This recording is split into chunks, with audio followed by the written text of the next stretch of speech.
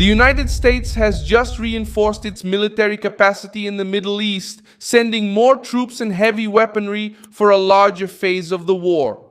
After seizing a ship with an Iranian flag that tried to break the blockade imposed by Trump on Iranian ports, tensions in the Middle East have risen sharply again.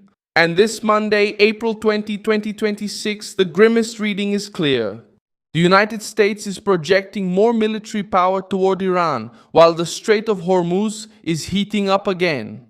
What happened was a new escalation at sea, with blockades, attacks on vessels, seizure of a ship, and increased American military presence. How will this develop?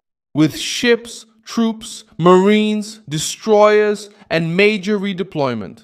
Because Washington is making it clear that it doesn't just want to negotiate, it wants to pressure the Iranian regime to the limit. The main point here is this. The United States has not yet announced a ground invasion of Iran, but it has already increased its capacity for a larger phase of the war. Reuters reported back in March that the Pentagon was preparing at that time to send between 3,000 and 4,000 soldiers to the Middle East, precisely to increase the capacity for future operations in the region. Along the same lines, the Associated Press agency reported that thousands of American military personnel were already on their way to the regional theater, including Marines and forces trained to enter hostile areas. So, when we talk about troops heading toward Iran, the idea is not a fantasy, it's a concrete buildup of force around the conflict. This buildup became even more significant with the entry of the aircraft carrier USS Gerald R. Ford into the Red Sea. SN News reported on Sunday, April 19 that the ship is already operating in the area of responsibility of the United States Central Command. It did not arrive alone. Destroyers also came, and the publication highlighted that the Ford now joins other groups already in operation, while a third strike group is approaching. In simple terms, the American military machine is not backing down, it is stacking up at the doorstep of the conflict. This aligns exactly with the main point of this coverage. The recent pause served much more to reposition the force than to end the crisis. At the same time, the United States Central Command officially confirmed on April 11 the start of the mission to clear mines in the Strait of Hormuz. 2 American destroyers began the operation, and the command itself stated that it has started the process to establish a new safe passage, and that more resources, including underwater drones, would be sent in the following days. This helps answer the how. The United States is occupying the maritime space, reducing Iran's freedom of maneuver, and step by step creating an operational presence that can support both economic pressure and tougher military action. But on the Iranian side, the response was once again confrontational. Reuters reported that India summoned the Iranian ambassador and expressed deep concern after the attack on 2 Indian-flagged ships that were trying to cross Hormuz. One of them was identified as Sanmar Herald. That's not a minor detail. When commercial vessels from other nations start being targeted, the crisis is no longer just bilateral and becomes an open threat to trade, oil, and international security. The Iranian regime tries to use the route as leverage, but each attack increases its isolation and strengthens the American argument that the strait needs to be controlled by another force.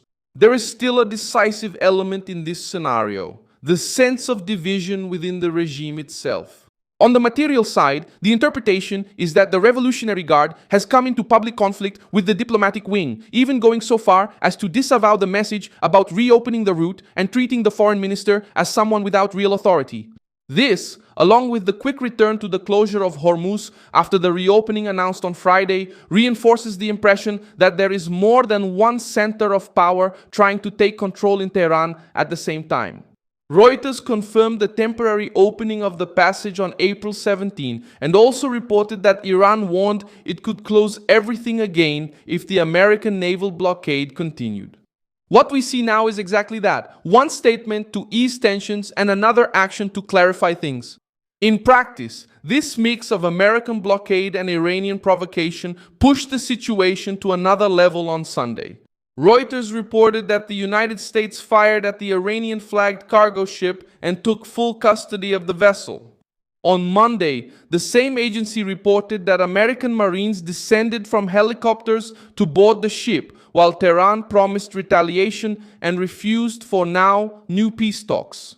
This point is huge because it shows that the crisis has already moved past the warning phase and entered the phase of direct confrontation, with troops, armed boarding, and an open show of force. The economic factor also carries weight. That's why the market reacted with a sharp rise in oil prices right after the new seizure and the new risks to the ceasefire. So, the reason for the American escalation lies here too. Washington wants to prevent the Iranian regime from using Hormuz for global cost, and at the same time wants to show that maritime blackmail will have a military price. Another point that fits this line is Donald Trump's behavior, not necessarily to announce peace, but to push the opponent to make a choice under maximum pressure.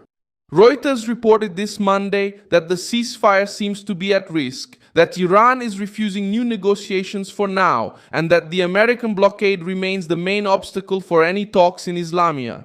In other words, the diplomatic field is stuck and the military field is heating up.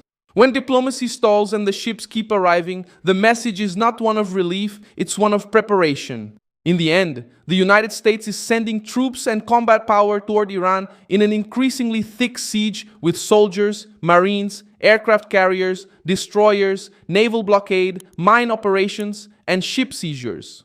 The truce has turned into a time for repositioning, and the Iranian regime, by attacking ships and reigniting Hormuz, is helping to justify an even greater response.